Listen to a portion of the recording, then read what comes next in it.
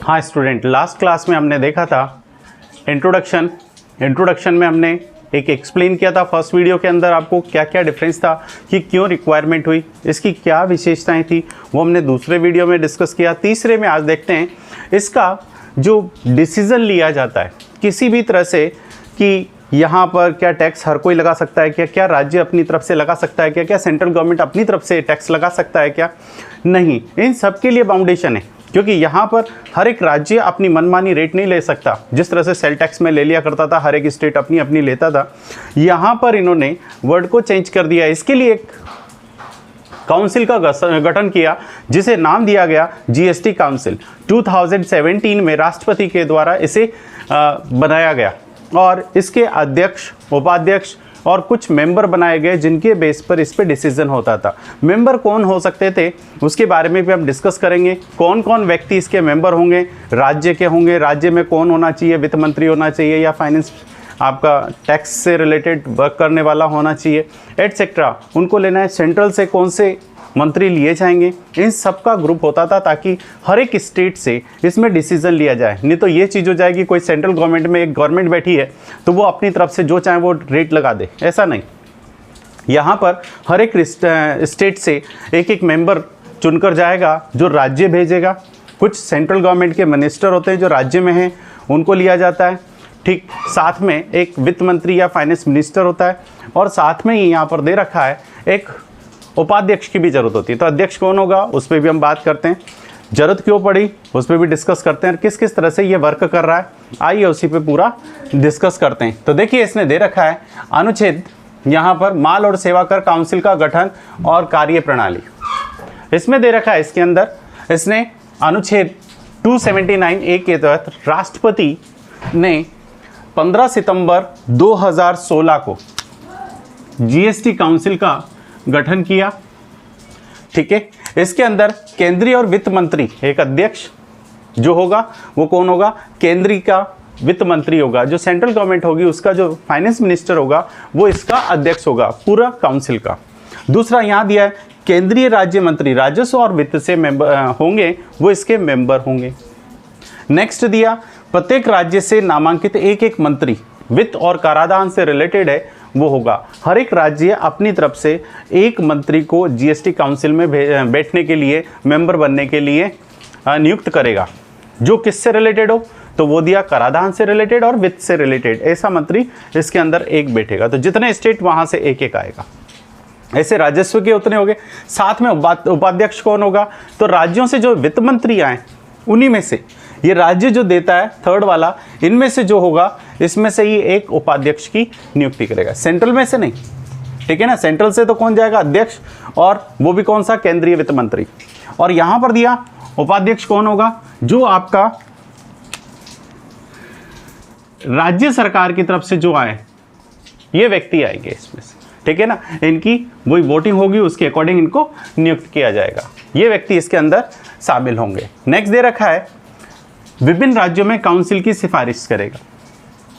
तो सिफारिश क्या, तो यहाँ देखिए कौन कौन करेगा, किस किस तरह से करेगा। तो ये काउंसिल का वर्क क्या होगा, काउंसिल के वर्क पे बात करते हैं। काउंसिल का वर्क आपका क्या रहेगा, तो काउंसिल का वर्क रहेगा जीएसटी काउंसिल का यहाँ पर कि किस किस तरह से ये जो आपका जीएसटी रहता है उस कानून में सिफारिश कर सकता है। हर एक चीज़ के लिए आपको परमिशन लेनी पड़ेगी, किससे, जीएसटी से। कोई स्टेट अपनी तरफ से कुछ नहीं कर सकता, जो करना है वो कहाँ पर अप्लाई होगा, हर चीज़ कहाँ होगी, जीएसटी काउंसिल में उसका डिसीजन होगा और वहाँ से चलेगा। तो वहाँ आप सिफारिश कर सकते हैं किस किस के लिए, जैसे देखिए कर, उपकर और अधिभार।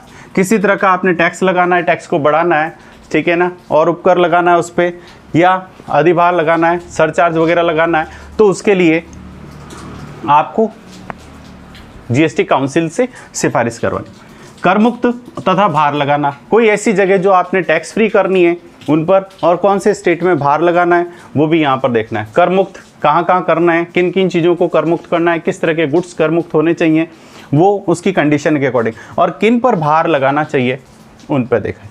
नेक्स्ट दिया है माल और सेवा कर के आरोपण और अनुभाजन का सिद्धांत।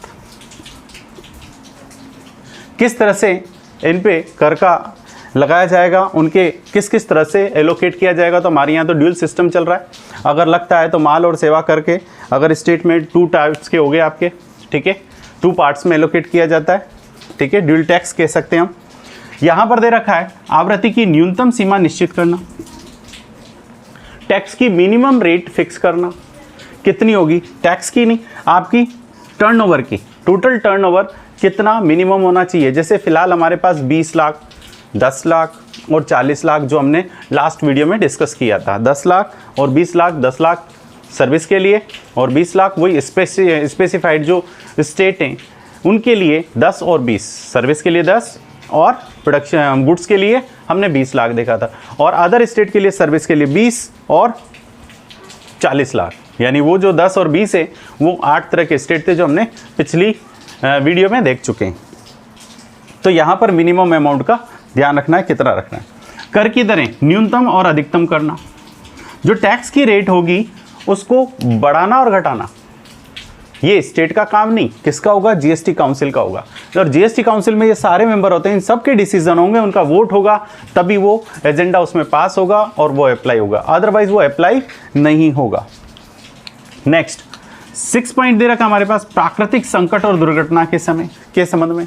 अब देखिए, किसी इलाके में बाढ़ आ जाना, भूकंप आ जाना और कोई भी कारण हो जाना जिसकी वजह से वहाँ पर कुछ गुड्स की टैक्स की रेट जो है जीएसटी की वो डाउन कर देना या कम कर देना। जैसे बाढ़ आ गए तो वहाँ पर मटेरियल वगैरह, अब दोबारा उनको मकान बनाने पड़ेंगे, बिल्डिंग बनानी पड़ेंगी, तो उसके लिए वहाँ पर मटेरियल सस्ता कर देना या जीएसटी से रेट ख़त्म कर देना या कम कर देना कुछ पीरियड के लिए जब तक वो नहीं है, और कुछ में जहाँ नहीं लग रहे उनको बढ़ा देना। किसी तरह की दुर्घटना, वही मैंने बोला बाढ़ वगैरह के लिए, तो यहाँ आ सकता है। नेक्स्ट दिया इसमें अरुणाचल प्रदेश, असम, जम्मू कश्मीर, हिमाचल प्रदेश, उत्तराखंड आदि के लिए विशेष प्रावधान करना। तो ये आपके क्षेत्र दे रखे हैं, इनके अंदर स्पेशल प्रावधान लगाए जाएंगे, ठीक है। आगे चलते हैं। नेक्स्ट हमारे पास इसके बाद आता है 3rd पॉइंट, हमने बात कर लिया अनुच्छेद 279A के अकॉर्डिंग विभिन्न कार्यों काउंसिल की सिफारिश कैसे कर सकते हैं। इन कार्यों के लिए आप काउंसिल में सिफारिश कर सकते हैं जो आपने काउंसिल बनाया। अब हम बात करते हैं इसके अंदर कि जीएसटी काउंसिल के अंदर पेट्रोल पदार्थ पर कर की लागू करने की सिफारिश करना। जीएसटी काउंसिल ही कब आपको छूट ख़त्म कर सकता है। आज स्टेट गवर्नमेंट के पास है पेट्रोल वगैरह पर, ये हमारे जीएसटी के दायरे से बाहर हैं। तो जिस दिन जीएसटी काउंसिल को लगेगा वो पेट्रोल पदार्थ को किस में ले सकता है, जीएसटी के कानून के अंदर ले सकता है और फिर उस पर जीएसटी लग सकता है। और भी हैं नशा वाली जो आपकी हैं शराब वगैरह, उनको भी इसमें शामिल कर सकता है। जब आगे चलते हैं, मीटिंग संचालन के लिए आवश्यक करूँ। अब देखिए यहाँ जो ये आपको एजेंडा पास करना है, विभिन्न कार्यों के लिए काउंसिल से सिफारिश करेंगे। ये सिफारिशें अगर आपको यहाँ अप्लाई करनी है इस ग्रुप के अंदर, इस ग्रुप के जितने मेंबर हैं उनके अकॉर्डिंग। सपोज यहाँ पर ग्रुप में सपोज 31, 33 जो भी हो, 40 के आसपास आपके मेंबर हैं या 60 मेंबर हैं टोटल, ठीक है।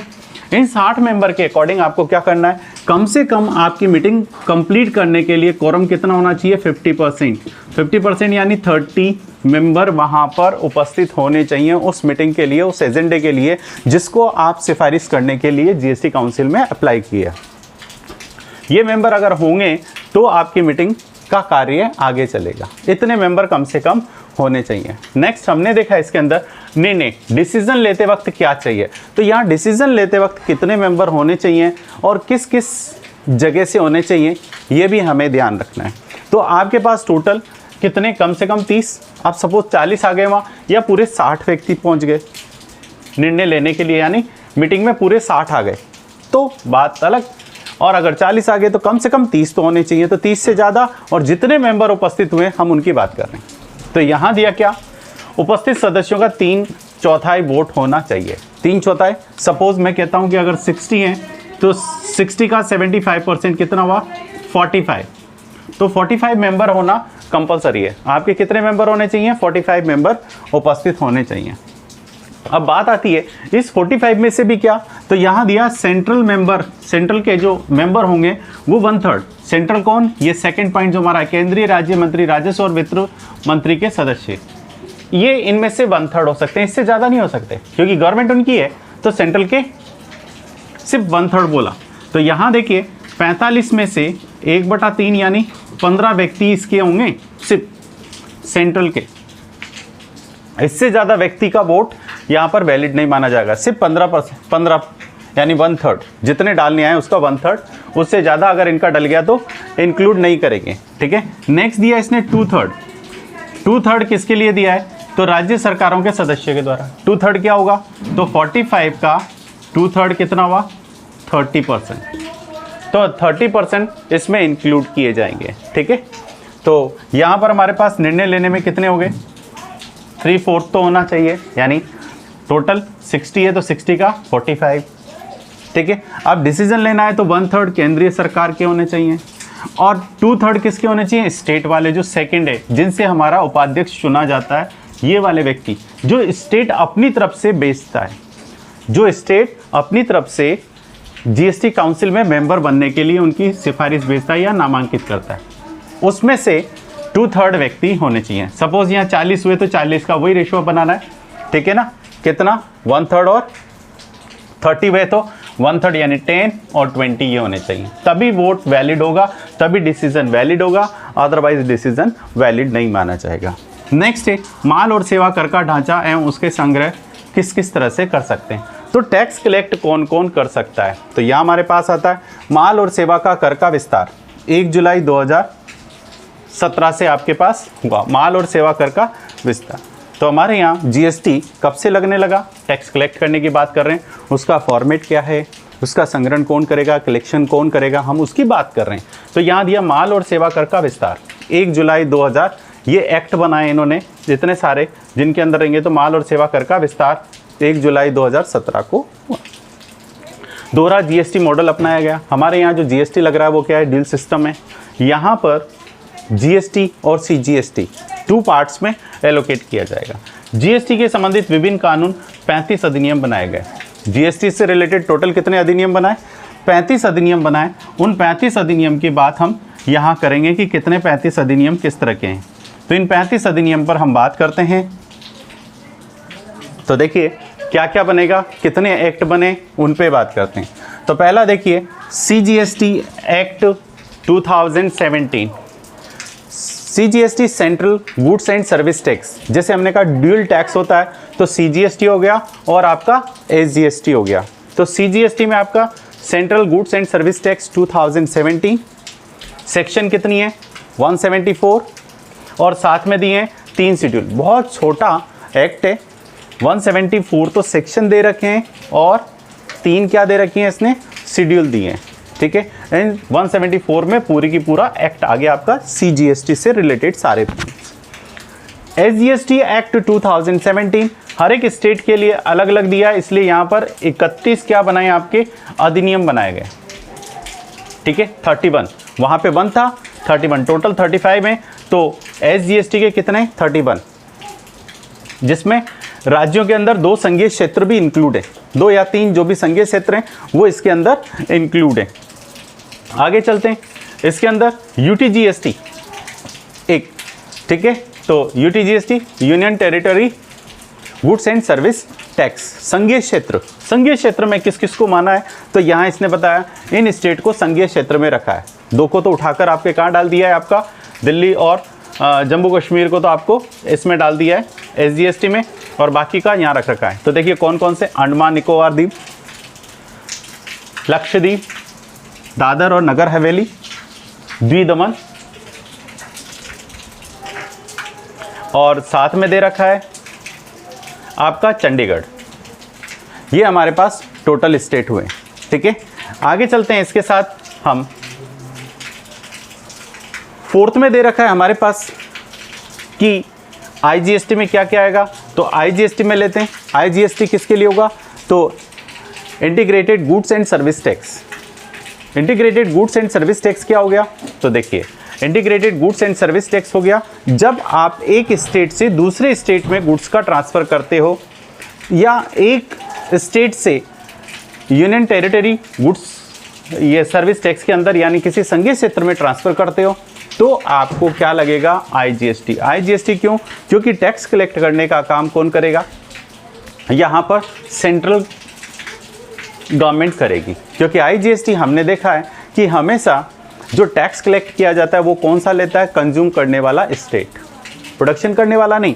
तो कंज्यूम करने वाला टैक्स पलटता रहेगा एक जगह से दूसरी जगह, दूसरी से तीसरे। जैसे आपका राजस्थान से MP में सप्लाई हुआ, MP से UP में सप्लाई हुआ, तो ऐसी कंडीशन में गुड्स का जो टैक्स है वो कंज्यूम लास्ट में किस में हुआ, UP में। प्रोडक्शन हुआ राजस्थान में, MP में गया और UP में लास्ट कंज्यूम हुआ। तो ऐसी कंडीशन में इसका टैक्स कलेक्ट करने का काम कौन करेगा, इस पे लगेगा IGST, जो सेंट्रल गवर्नमेंट कलेक्ट करेगी और वो इसको किसको देगी, जो कंज्यूम करता है स्टेट उसको देगी। ठीक है, तो उसका काम हो गया। ये इसमें कितनी सेक्शन दिए हैं, तो यहाँ दे रखी हैं 25 सेक्शन बनाई है IGST में, और UTGST में 26 सेक्शन थे। UTGST में हमारे पास कितने थे, 26, और IGST में हमारे पास कितने, 25 सेक्शन है। इंपोर्ट करने पर IGST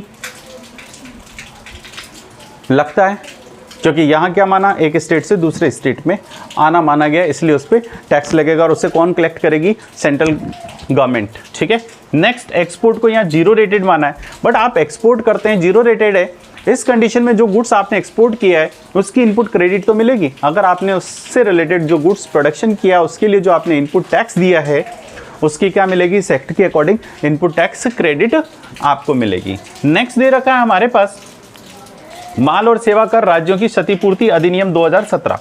इसमें सेक्शन दिए हैं, 15 सेक्शन दे रखे हैं। अब बात आती है यहाँ पर कि क्षतिपूर्ति अधिनियम क्या, तो देखिए कुछ ऐसे स्टेट, क्योंकि हमने देखा है कि अब हमारा जो नया रूल आ गया GST के अंदर, जो रूल आया उसमें दिया है जो स्टेट इसको कंज्यूम करता है, जिस स्टेट में इसका कंजम्पशन होता है उस स्टेट में टैक्स दिया जाएगा, उस स्टेट को टैक्स वसूल करने का अधिकार है, वो टैक्स लेगा या सेंट्रल गवर्नमेंट उसको ट्रांसफर करेगी IGST के अंदर। अब यहाँ प्रॉब्लम आ गई कि जिसने सेल किया, पहले जो आपका क्या लगता था, सेल टैक्स, सेल टैक्स में क्या होता था, प्रोडक्शन करने वाला स्टेट टैक्स लेता था। अब हमारा GST में क्या हो गया, जो कंज्यूम करने वाला स्टेट है वो टैक्स कलेक्ट करता है। तो ऐसी कंडीशन में उनकी जो इनपुट क्रेडिट हो गई हैं, जो इनपुट टैक्स हो गया है, उनकी इनपुट क्रेडिट लेने के लिए एक क्षतिपूर्ति एक्ट बनाया गया है, जो आपका दे रखा है 2017 के अकॉर्डिंग। ठीक है, और इसमें 15 सेक्शन दे रखी हैं, और कितने साल तक ले सकता है, अप टू 15 ईयर तक ये अपने इसकी 5 ईयर तक इसको रिकवरी कर सकता है, सिर्फ 5 साल तक। 2017 से लेकर 22 तक का टाइम हो गया, तो 22 तक अगर कोई पहले सेल टैक्स देता था, पहले से रजिस्टर्ड था सेल टैक्स में, अब GST में आ गया, तो उसको कहाँ मिलेगी, 5 ईयर तक कंपनसेशन लेने का अधिकार है। ये हमारे पास इसमें बना। नेक्स्ट आते हैं हम यहाँ पर माल और सेवा का वर्गीकरण। मेन चीज़ है यहाँ पर क्लासिफिकेशन कैसे किया गया है, गुड्स और सर्विस को कैसे एलोकेट किया गया है, मेन चीज़ हमारे पास ही आ गई। इसमें कैसे एलोकेट करें उस पर बात करते हैं। तो देखिए यहाँ दिया है माल के लिए HNS प्रणाली यूज़ की जाती है। कौन सी प्रणाली, HNS प्रणाली यूज़ की जाती है। एक्सपोर्ट के लिए यहाँ पर 8 डिजिट यूज़ किया जाता है, और इंडिया के अंदर आप सेल करते हैं गुड्स को तो उस कंडीशन में 4 डिजिट यूज़ किया जाता है। इंडिया के किसी भी कोने में चले जाइए, आप ये डिजिट कमांड देंगे आप, तो आपको क्या होगा, गुड्स की डिटेल आ जाएगी कि कौन सा गुड्स चाहिए, कहीं पर भी देखिएगा आपको। इसीलिए सिंगल टैक्स हो गया, इंडिया के किसी भी कोने में जाइए टैक्स रेट आपकी क्या रहेगी, सेम रहेगी। ठीक है, आगे चलिए, यहाँ दिया है इसके अंदर 4 डिजिट के साथ साथ एक और दिया है कि अगर आप इंडिया के अंदर सप्लाई करते हैं तो अप टू 1.5 करोड़ तक कोई डिजिट नहीं दी जाएगी, तो वहाँ तक आपको डिजिट की ज़रूरत नहीं है, आप डायरेक्ट इसका बारकोड जो भी होगा उसकी ज़रूरत नहीं है। 1.5 करोड़ तक, 1.5 करोड़ से एबव, बट 5 करोड़ से बिलो है तो आपको 2 डिजिट का यूज़ करना पड़ेगा बारकोड, और 5 करोड़ से एबव है तो उस कंडीशन में 4 डिजिट का यूज़ करना पड़ेगा आपको यहाँ पर। ये तो वो हमारा किसका, गुड्स से रिलेटेड। ऐसे सर्विस के लिए, तो सर्विस के लिए जैसे गुड्स के लिए HNS था, ऐसे सर्विस के लिए SAC है, SAC। SAC प्रणाली जो दे रखी है SAC, ये अप्लाई करते हैं। और गुड्स के लिए क्या था, HNS। तो HAC के अंदर हम इस पे क्या लगा रहे हैं, सर्विस बार कोड दे रहे हैं। ये कोड होता है 8 डिजिट का, और इसके आगे के जो डिजिट होते हैं वो 00 से स्टार्ट होते हैं, तो आगे के 2 डिजिट हमेशा 00 से होंगे। तो इस तरह से हमारी GST काउंसिल जो राष्ट्रपति के द्वारा बनाई गई है, और जिसके अंदर क्या क्या रूल हुए, कहाँ कहाँ से सिफारिश की जाती है, किस तरह से कर सकते हैं, उसके क्या वर्क हैं हमारे, और जीएसटी के अंदर किस किस तरह के एक्ट बनाए गए हैं, उन एक्ट के बारे में भी हमने बात की है। देखिए, माल और सेवा कर के ढांचा और कर संग्रहण का प्रशासन किस तरह से था, वो भी हमने इसके अंदर डिस्कस किया है। तो आगे हम इसी तरह से अगले जो 4th वीडियो आएगा उसमें जीएसटी की हम डेफिनेशन से रिलेटेड डिस्कस करेंगे, और 4th में आपका हम डिस्कस कर सकते हैं क्वेश्चन से रिलेटेड किस किस तरह से इनपुट क्रेडिट मिलती है, एक्सपोर्ट क्रेडिट मिलती है। जिस तरह से आप इनपुट क्रेडिट लेना चाहते हैं तो इनपुट क्रेडिट किस तरह से ले सकते हैं। तो यहाँ देखिए, ये जो आपका 6 पॉइंट दे रखा है इनपुट क्रेडिट, टैक्स क्रेडिट, वो कौन किस तरह से ले सकता है उसके बारे में हम इस पे बात करेंगे। जिस तरह से अगर चाहें तो समरी में हम कह सकते हैं आईजीएसटी किससे ले सकता है, आईजीएसटी अपनी इनपुट क्रेडिट आउटपुट टैक्स के संबंध में ले सकता है, तो चुकाने के लिए यूज़ करेगा। कैसे? आईजीएसटी सबसे पहले आईजीएसटी से, फिर सीजीएसटी, एसजीएसटी, यूटीजीएसटी में यूज़ कर सकता है। इसी तरह से एसजीएसटी किससे कर सकता है, तो एसजीएसटी कर सकता है आईजीएसटी से, फिर एसजीएसटी से। सीजीएसटी किससे कर सकता है, तो आईजीएसटी, फिर सीजीएसटी से। यूटीजीएसटी किससे कर सकता है, तो आईजीएसटी और फिर यूटीजीएसटी से। इस तरह से ये टैक्स एडजस्ट कर सकता है और इनपुट क्रेडिट ले सकते हैं हमारे इस 6 पॉइंट के अकॉर्डिंग। तो हम बात करेंगे आगे इससे रिलेटेड। अगर एक प्रैक्टिकल डाला तो हम प्रैक्टिकल ले सकते हैं, इनपुट क्रेडिट कैसे ले सकते हैं, इससे प्रैक्टिकल दे सकते हैं हम। तो अगले वीडियो में या तो हम इसका प्रैक्टिकल या फिर डेफिनेशन हम लेंगे। Thank you.